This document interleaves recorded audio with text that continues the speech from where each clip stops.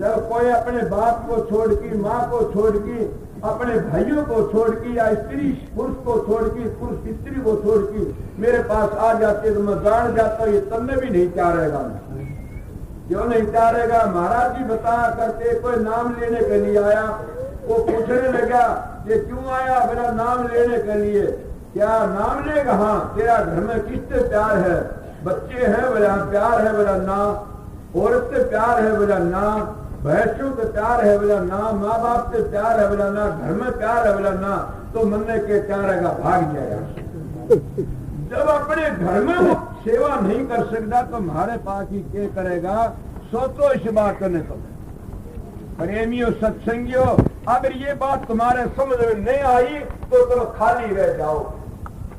ये मैं पहली सीधी बताई से, अगर जिसका समझ में ये बातें आ गई तो फिर क्या करना? तो आगे फिर सुर शब्द का अभ्यास करो। वो सुर शब्द का अभ्यास किस तरह होगा? जैसे संतों से नाम लेकर के कई भाई शिकायत करते हैं, उनको क्या करना चाहिए? नाम लेकर के न, और कई नाम को ताक में रख देते हैं और भजन में नहीं बैठते न, या वो बैठते हैं तो आधा टेढ़ा ध्यान करते हैं, तो आधा टेढ़ा ध्यान आधे रास्ते ले जाता है, इसलिए संत बता देते हैं। तो जब तुम अभ्यास में बैठो तुम्हारा मन नहीं टेका। कई भाई शिकायत कर रहे थे कल, मैंने कहा मैं सत्संग में इसका सारा बता दूंगा और आप अभ्यास करने वाले इस बात के ऊपर गौर करके सुन लेना कि मेरे तजर्बे की बात है। जो मन नहीं टेका, एक बार ऐसा टेम था 6 महीने मेरा शब्द जो काल का सो बंद नहीं रहा, खुल आ रहा, तो मैंने सोची शब्द तो बंद नहीं होता नहीं। मैं उसी बच्चे दोहा मेरे याद था, हलवा खांदी जीभ घसे तो घसण दे और रान गलती दे। अगर राधा स्वामी नाम का जाप करती करती काल महाराज का शब्द चली जाकर काल ले जाएगा तो राण कह रहा सुन नाम में 6 महीनों में अपनी मर्जी से वो शब्द बंद हो गया, बामा शब्द बंद हो गया। खुशी मनाई। मैं अपनी बात बता कहता हूँ कि अपना शब्द आप ही बंद करना से वो कब होगा? तुम्हारा शब्द बामा क्यों खुल रहा? काल का तुम्हारे विचार गंदे होते हैं। जब तुम्हारे विचार गंदे होते हैं तो काल का शब्द खुल जाता। जब तुम्हारे विचार पवित्र होते हैं तो दयाल का शब्द खुल जाता। उससे भी और पवित्र होते हैं तो सतगुरु हाजिर नाजर दिखाई देता है।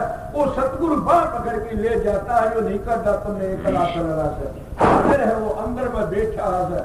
जब तक तारा मंडल सूर्य मंडल को लाल करके ऊपर जाओगे वो नूरी गुरु आगे हाजिर खड़ा पाओगा। और वो कब मिलेगा? जब सूर्य की धार इतनी तेज है। एक बात मेरे याद आ गई, टंडन जी बैठे थे तो ये इतनी रोशनी है इनमें बड़ी भारी ताकत से। हमारे ज्योतिषी कहते हैं कि इतने ऊंचे ऊंचे तारे हैं कि उनकी 300 साल में रोशनी नीचे आती है। 300 साल में तारों की रोशनी नीचे आती है और उन तारों की उस रोशनी की चाल कितनी तेज है। न किसी को रोशनी दिखाई देती, न कोई शब्द सुनाई देता। मैं तो उसको भाग कहता हूँ। क्यों कि बड़े भाग की बात जो भागी होता है उसको ये चीज दिखाई नहीं देती ने। जब वो सत्संग में पूछता है उस फाटक खुल जाती है, भंबार पाट जाता है। उसी में सूर्य उस प्रकाश को देखती है और कहती है मैं तय करके आगा आगी। ये बातें अभ्यास न हो तो घबराना न चाहिए कभी भी। हाँ ये बात जरूर है, 1 घंटे करता है 2 घंटे बैठो, टेम फालतू निकालो। क्यों? मन जालिम है, ये बड़ा बुद्ध है, ये हट नहीं सकता ने।